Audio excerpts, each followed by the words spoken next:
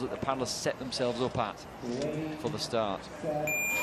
And that is depending on which side you paddle. And it seemed like there is a bit of a tailwind right now. So the athletes want to make sure they have an angle that will help them get the best start as possible.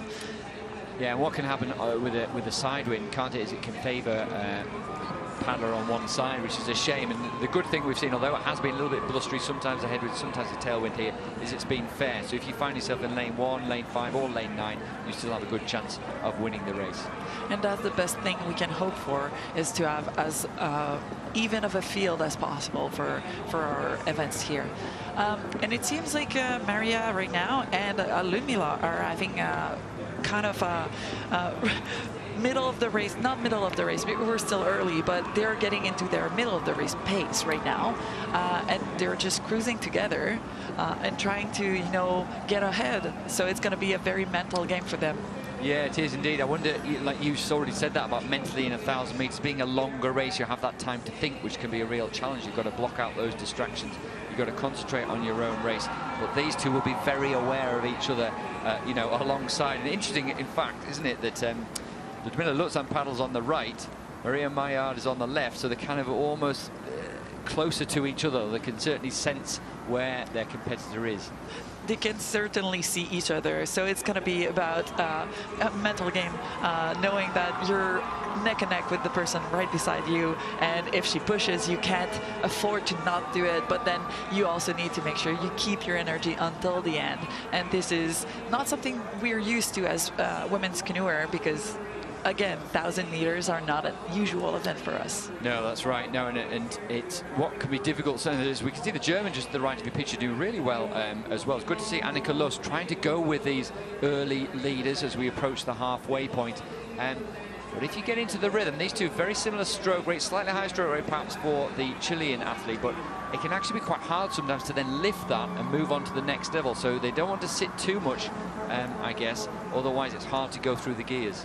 And you want to keep as much efficiency, because now we're at the halfway point already, and you want to make sure that the energy that you had for the first half doesn't diminish, because you can get really stuck at the end of the race if someone decides to pick up.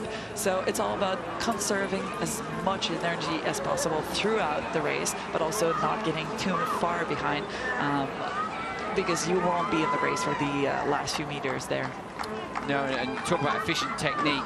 I'm guessing that Liudmyla Luzan does a lot of work on her technique with the coaches. She seems to be executing that very well. Good lock on the front of the stroke at the moment.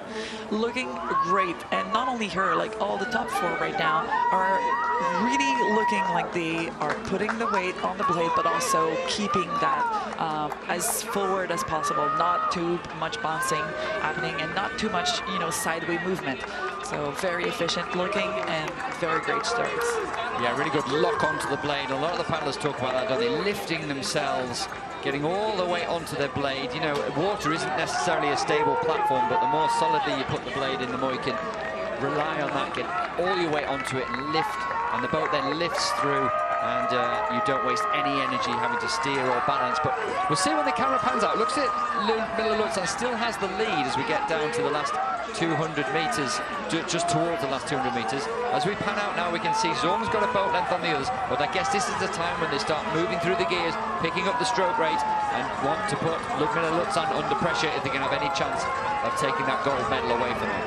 And that's where we're going to see where everyone's experience as a paddler comes out, because some people will have the last push in them to go all the way to the end. And it seems like Liudmyla decided to take a step ahead in front of the others to make sure that she would play a little bit on the mind, right? So she's ahead and she's doing great. She is doing great. They are coming. They're having to go at María Mailliard, who's been trucking her right the way from 900 meters, is trying to pick it up. But at the minute, Liudmyla Luzan must know she's got clear water on the rest of the field. She's picked it up once again, and this will be a great victory for her. And all respect to the German as well. Fantastic from her.